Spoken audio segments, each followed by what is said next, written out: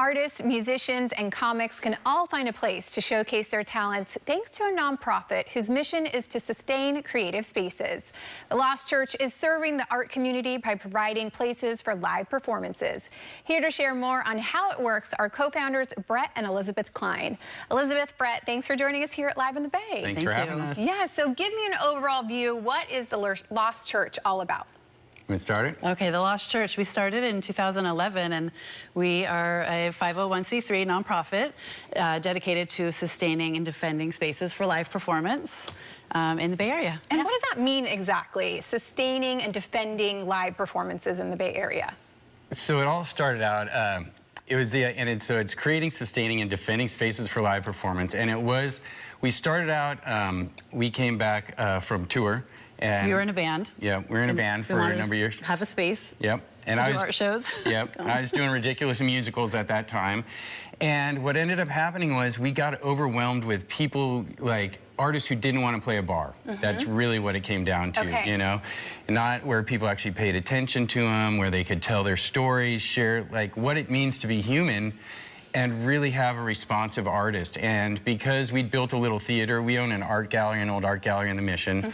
We had a space in the front, and we built a little theater in the front. I was also working through the stagehand union at that time, so I knew a lot of the tricks and tips to make. Yeah. And we basically were trying to build a theater that was kind of like the Disney Haunted Mansion ride. But then this whole need came out for people who needed small spaces. There's way more artists who need a 99-seat theater than, say, need a 500-seat theater. But they're the hardest to keep alive. So when we say... The theaters are the hardest to keep alive, right? Yeah. So that's the defending and sustaining part. Yep. So we started... we turned into the nonprofit with this idea of the original dream once we became a nonprofit was to create a chain of these through California, each roughly 90 minutes apart, because when we were touring the East Coast, cities are all half-hour apart, 45 minutes apart. Here, LA to San Francisco, it's pretty far. So that was kind of the create, sustain, and defend. And we ended up then partnering with the city of Santa Rosa, opened our second one up there back in 2000, and just working and keeping it alive, really. You know? So you saw a need and you said, we're going to do this ourselves. And these smaller artists need a great space to be able to play and perform in, and you did it. So that's incredible.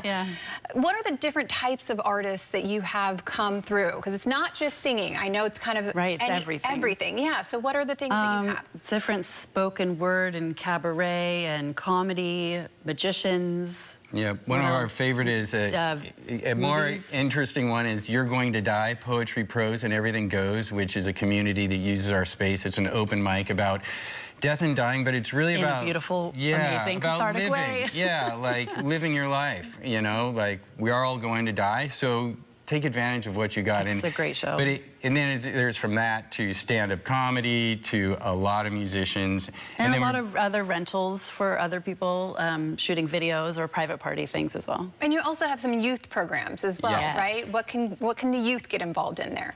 Well, that's actually been really a cool thing, that kind of jumping to the next generation, which is that a lot of like the Sampaguitas rock camp, we're basically doing student recitals. So it's where they get their chance to come play on a real stage, their parents get to come in and support them, and it's nice because they buy tickets so they help keep us alive as well. Well, and the shows are all ages starting at 12 up, is that correct? Yeah, and we just had another band. You know, it's great having the kids in there. So fun. Absolutely. And a lot of them having their first shows ever, learning how, like what we take a lot of pride in is helping people learn how to work through the industry, like how do you get your press release together?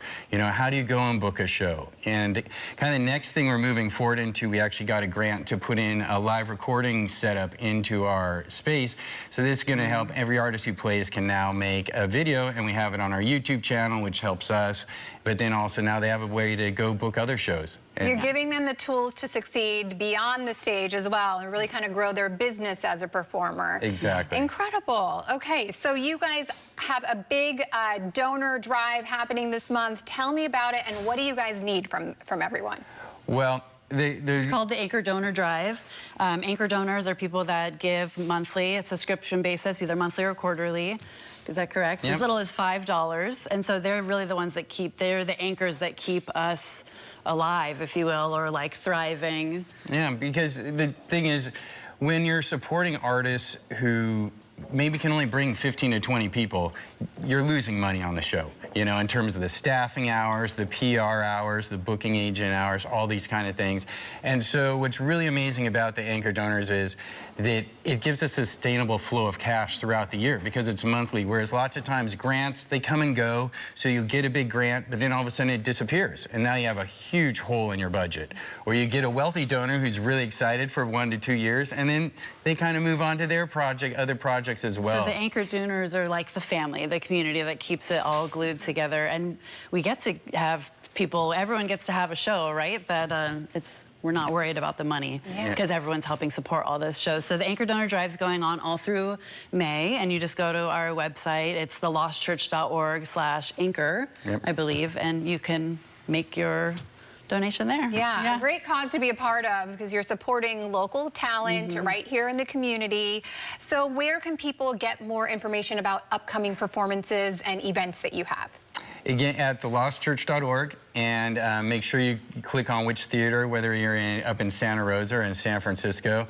We have a great show coming up this weekend, Saturday, the Weird Variety Show, hosted by our very own Toby Dixon. It's amazing. From kids to adults to all, it's a whole range, and I highly recommend that one.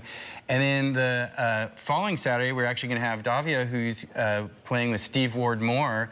She's going to perform in a little bit. We're really excited to have her here on with us.